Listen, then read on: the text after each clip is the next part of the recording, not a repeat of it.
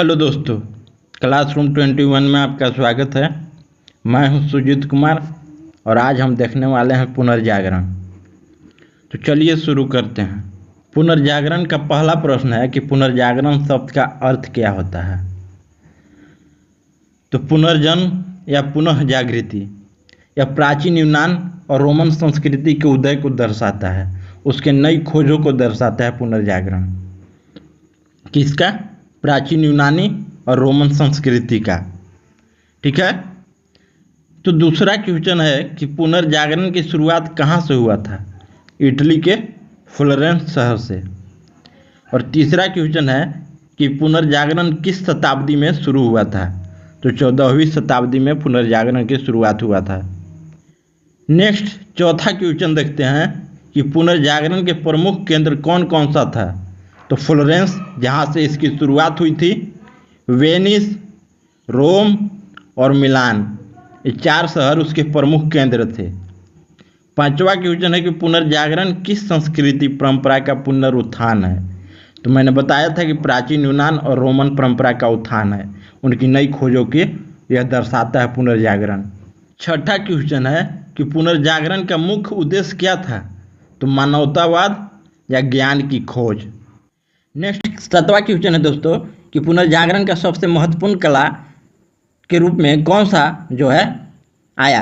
तो चित्रकला और मूर्तिकला। पुनर्जागरण में चित्रकला और मूर्तिकला का जो है खूब उदय हुआ, इसका खूब जो है प्रचार हुआ। 8वां क्वेश्चन है कि पुनर्जागरण के दौरान सबसे महत्वपूर्ण आविष्कार क्या था।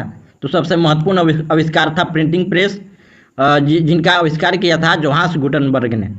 इसके बाद ही बहुत सारा किताब छपने लगा, जिससे सारा ज्ञान आम लोगों तक भी पहुंच सका। तो यह महत्वपूर्ण था उस समय का खोज, प्रिंटिंग प्रेस। 9वां क्वेश्चन है कि पुनर्जागरण की प्रमुख विचारधारा क्या कहा जाता है। तो मानवतावाद, ह्यूमनिज्म। 10वां क्वेश्चन है दोस्तों कि पुनर्जागरण से पहले के समय को किस नाम से जाना जाता था। तो मध्यकाल या डार्क एज के नाम से जाना जाता था। 11वां क्वेश्चन है कि पुनर्जागरण काल के सबसे प्रसिद्ध कलाकार कौन थे। तो लियोनार्डो दा विंची का नाम सुने होंगे, माइकल एंजेलो और राफेल, ये 3 व्यक्ति उस समय के प्रसिद्ध कलाकार थे।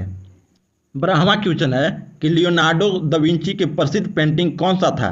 तो मोनालिसा और the last supper Leonardo da Vinci का प्रमुख पेंटिंग है। 13वां क्वेश्चन है कि माइकल एंजेलो के प्रसिद्ध मूर्ति कौन सा था। तो डेविड, यह उनकी प्रसिद्ध मूर्ति थी। माइकल एंजेलो की प्रसिद्ध पेंटिंग कौन सा था। तो द लास्ट जजमेंट और the fall of man, Michael Angelo की प्रसिद्ध पेंटिंग थी। नेक्स्ट 15वां क्वेश्चन है कि राफेल किसके लिए प्रसिद्ध थे। तो उनकी पेंटिंग स्कूल ऑफ एथेंस और सिस्टीन मैडोना के लिए प्रसिद्ध थे। सिस्टीन मैडोना जो है ये ईसा मसीह के माँ का चित्र था। नेक्स्ट 16वां क्वेश्चन है कि पुनर्जागरण काल के सबसे महत्वपूर्ण वैज्ञानिक कौन थे। गैलीलियो गैलीली, कोपरनिकस और केपलर, ये उस समय के प्रसिद्ध वैज्ञानिक थे। 17वां क्वेश्चन है कि कोपरनिकस का सबसे प्रसिद्ध सिद्धांत क्या था। हेलियोसेंट्रिक सिद्धांत। इसमें बताया गया था कि सूर्य जो है सौरमंडल का केंद्र है, बाकी सारे ग्रह उसके ओर इर्द गिर्द चक्कर लगाते हैं। गैलीलियो गैलीली ने कौन सा महत्वपूर्ण आविष्कार किया था। तो टेलीस्कोप, जिससे हम आकाशीय पिंडों का अवलोकन कर सकते हैं, यह उनका महत्वपूर्ण जो है खोज था। 19वां क्वेश्चन है कि केपलर ने ग्रहों के गति के नियम के बारे में कौन सा सिद्धांत दिया। तो ग्रहों के गति के बारे में 3 नियम दिए थे। अगर आपको पता है 3 नियम कौन कौन सा है तो कमेंट में जरूर बताइए। 20वां क्वेश्चन है दोस्तों, पुनर्जागरण काल के प्रमुख साहित्यकार कौन कौन थे। तो विलियम शेक्सपियर, दांते अलघिरी और मिगुएल द सर्वेंटेस। तो 21वां क्वेश्चन है दोस्तों कि पुनर्जागरण के मानवतावाद का क्या उद्देश्य था। तो मनुष्यों के क्षमताओं और स्वतंत्रता को केंद्र में रखना। 22वां क्वेश्चन है कि पुनर्जागरण मानवतावादी विचारधारा का प्रमुख सिद्धांत क्या था। व्यक्ति का स्वर्णिम विकास। 23वां क्वेश्चन है कि द प्रिंस नामक पुस्तक किसने लिखी थी। तो मैकियावेली ने। 24वां क्वेश्चन है यूटोपिया नामक पुस्तक किसने लिखे थे। तो थॉमस मोर ने। और डिवाइन कॉमेडी के लेखक कौन थे। तो दांते एलिघियरी। और रोमियो जूलियट के लेखक कौन थे। तो विलियम शेक्सपियर। 27वां क्वेश्चन है 100 लव सोनेट के लेखक कौन थे? फ्रांसीसी पेट्रॉक। और बाइबल का जर्मन में अनुवाद किसने किया था? तो मार्टिन लूथर ने। धर्म सुधार आंदोलन के जनक कौन थे? तो मार्टिन लूथर। देखिए, पुनर्जागरण और धर्म सुधार आंदोलन दो अलग अलग चीज़ है। धर्म सुधार आंदोलन जो है वो पुनर्जागरण का ही एक हिस्सा है, क्योंकि जब पुनर्जागरण की शुरुआत हुआ तो उस टाइम बहुत सारे चीज़ों में बदलाव आया, जैसे साहित्य में, जैसे कला में, उसी प्रकार धर्म में भी बहुत सारे बदलाव आए, बहुत सारे सुधार आए। तो उसी का एक हिस्सा है धर्म सुधार आंदोलन, जिसकी शुरुआत किसने करी? तो मार्टिन लूथर ने। 31वां क्वेश्चन है कि धर्म सुधार आंदोलन की शुरुआत कहाँ से होता है? इंग्लैंड से। जबकि पुनर्जागरण का शुरुआत जो हुआ था वो इटली के फ्लोरेंस शहर से हुआ था। तो नेक्स्ट क्वेश्चन देखते हैं 32वां कि पुनर्जागरण काल में शिक्षा का मुख्य उद्देश्य क्या था? तो व्यक्तित्व का सर्वांगीण विकास और ज्ञान का प्रसार। 33वां क्वेश्चन है कि पुनर्जागरण काल में चर्च की भूमिका कैसी थी? तो चर्च की शक्ति में गिरावट आई और स्वतंत्र विचारों का बढ़ावा मिला। नेक्स्ट क्वेश्चन है 35वां, पुनर्जागरण के मानवतावादी किस संस्कृति से प्रेरित थे? तो प्राचीन ग्रीक और रोमन संस्कृति से प्रेरित थे। 36वां, पुनर्जागरण काल में भाषा के विकास में किसका योगदान था? तो शेक्सपियर जैसे साहित्यकार का, दांते जैसे साहित्यकार का जो है महत्वपूर्ण योगदान था भाषा के विकास में। नेक्स्ट क्वेश्चन 37वां को देखते हैं, पुनर्जागरण में वास्तुकला में किस शैली का विकास हुआ? तो क्लासिक स्टाइल, शास्त्रीय शैली का विकास हुआ। पुनर्जागरण के समय क्या आविष्कार हुआ, हम उसके बारे में अब देखते हैं क्वेश्चन 38वां से। प्रिंटिंग प्रेस का आविष्कार किसने किया था? तो जोहान्स गुटेनबर्ग ने। प्रिंटिंग प्रेस के आविष्कार ने क्या प्रभाव डाला? तो पुस्तकों की उपलब्धता बढ़ी और ज्ञान का व्यापक प्रसार हुआ। नेक्स्ट क्वेश्चन 40वां है, पुनर्जागरण के काल में किस क्षेत्र में सबसे अधिक वैज्ञानिक प्रगति हुई? तो खगोल विज्ञान में, चिकित्सा में और भौतिकी में जो है अधिक वैज्ञानिक प्रगति हुई। नेक्स्ट क्वेश्चन 41वां है, पुनर्जागरण के वैज्ञानिकों ने किस पद्धति का उपयोग किया?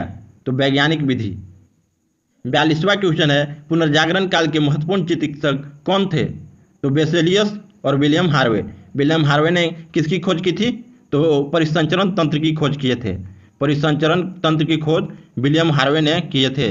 43वां क्वेश्चन है, पुनर्जागरण काल में मानव शरीर के अध्ययन को किसने आगे बढ़ाया था? तो लियोनार्डो दा विंची और बेसेलियस। 44वां क्वेश्चन, विलियम हार्वे ने किस खोज का श्रेय लिया है? तो रक्त परिसंचरण तंत्र का जो है खोज विलियम हार्वे ने करे थे। 45वां क्वेश्चन है, पुनर्जागरण काल में खगोल विज्ञान का सबसे महत्वपूर्ण विकास कोपरनिकस का हेलियोसेंट्रिक सिद्धांत था। 46वां क्वेश्चन है, पुनर्जागरण में वास्तुकला के कौन सा महत्वपूर्ण तत्व विकसित हुआ? तो गुंबद, कॉलम और समरूपता। 47वां क्वेश्चन है, पुनर्जागरण में भौतिकी के क्षेत्र में किसने महत्वपूर्ण योगदान दिया? तो गैलीलियो ने और न्यूटन ने। 48वां क्वेश्चन है, समुद्री मार्ग से विश्व भ्रमण किसने किया? मैगलन। 49वां क्वेश्चन है, प्रशांत महासागर का नामकरण किसने किया? मैगलन। 50वां क्वेश्चन है, अमेरिका का खोज किसने किया? क्रिस्टोफर कोलंबस ने। 51वां क्वेश्चन है, अमेरिका का नाम किसके नाम पर रखा गया? तो अमेरिका वेस्पुसी के नाम पर, जो इटली का रहने वाला था। नेक्स्ट क्वेश्चन 52वां है कि पुनर्जागरण कला की मुख्य विशेषता क्या था? तो यथार्थवाद, मानव शरीर का सटीक चित्रण। 53वां क्वेश्चन है कि पुनर्जागरण चित्रकला में कौन सी तकनीक प्रसिद्ध थी? तो पर्सपेक्टिव, परिप्रेक्ष्य। 54वां क्वेश्चन है कि पुनर्जागरण मूर्तिकला में किसकी प्रमुखता थी? मानव शरीर का यथार्थवादी चित्रण का। उसमें मतलब मानव शरीर का चित्र बहुत ज़्यादा बना। 55वां क्वेश्चन है कि सिस्टीन चैपल के छत्र की चित्रकारी किसने की? तो माइकल एंजेलो ने। 56वां क्वेश्चन है कि पुनर्जागरण चित्रकला में चियारोस्कुरो क्या है? प्रकाश और छाया का यथार्थवादी उपयोग है। 57वां क्वेश्चन है कि पुनर्जागरण के महान वास्तुकार कौन थे? फिलिपो ब्रुनेलेस्टी और लियोन बातिस्ता अल्बर्टी। 58वां क्वेश्चन है कि पुनर्जागरण में फ्रेस्को चित्रकला क्या था? गीली दीवारों पर की गई चित्रकला फ्रेस्को चित्रकला कहलाता था। 59वां क्वेश्चन है, विट्रूवियन मैन किसने बनाया था? तो लियोनार्डो दा विंची ने। तो आज का क्वेश्चन यही समाप्त होता है दोस्तों।